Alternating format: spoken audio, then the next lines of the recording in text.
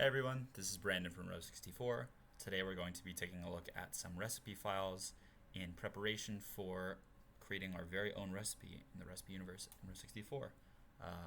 Again, in the last video I covered how to turn on some of the advanced settings, and those settings will need to be on in order to access the buttons that I'll be using in today's video. But let's get right to the example. I'm going to look at the sum by quarter sheet formula here. I'll insert an example to begin with, and then I will also click the recipe button so that we can see the recipe behind this. I'm going to zoom in a little bit. As you can see, the recipe file is a JSON file that stands for JavaScript Object Notation, and it includes key value pairs, key being the name, value, sum by quarter. As you can see, sum by quarter is just the name of the sheet formula in Row64. Comment will be any comments that the recipe author will leave for the users of their recipe. Category, group by quarter, as you can see in the Row64 platform, it groups them into quarters nicely for us. Import will be any import statements that are in the Python. So as you can see here, import pandas as PD is included.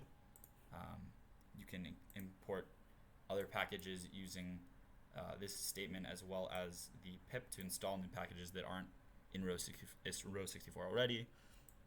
From is importing specific portions of a library and not taking on the entire library into Row64. I will cover that in a later video as well. Tooltips, these again are any tips that are going to be left by the recipe author for users of that recipe. Formula will be the actual name of the sheet formula. You can see that in the top right here. Quarterly sum. This insert key value pairing is for this button over here, where we insert not the example but just a use of the function.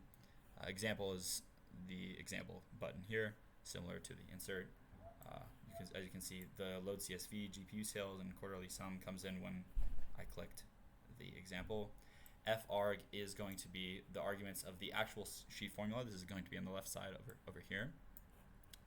The $1 column means that the first argument going into the sheet formula up here in the top left is going to be a column. As you can see, it's column A.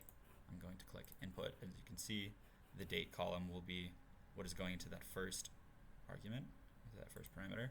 And then $2 is going to be the second parameter for this function, for the sheet formula. And as you can tell, it's also a column because it has that COL in the arrows.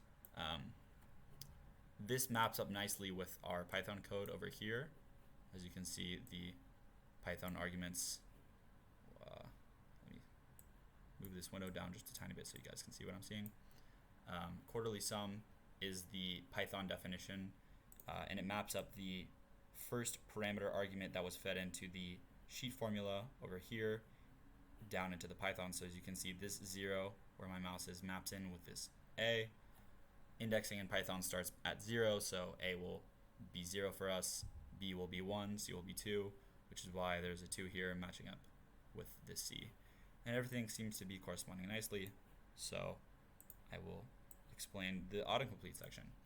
Whenever you insert, or type in rather, your quarterly sum or any other sheet formula name into the console, there will be an autocomplete telling you what kind of column or what kind of parameter should be passed in to that spot. In this case, they're both going to be columns. As you can see, the date column was passed in for column A, and the amount of the invoice for the GPU sale is in column C, and everything seems to be working nicely. I hope you enjoyed today's video. Join me next time for when we actually create our very own recipes.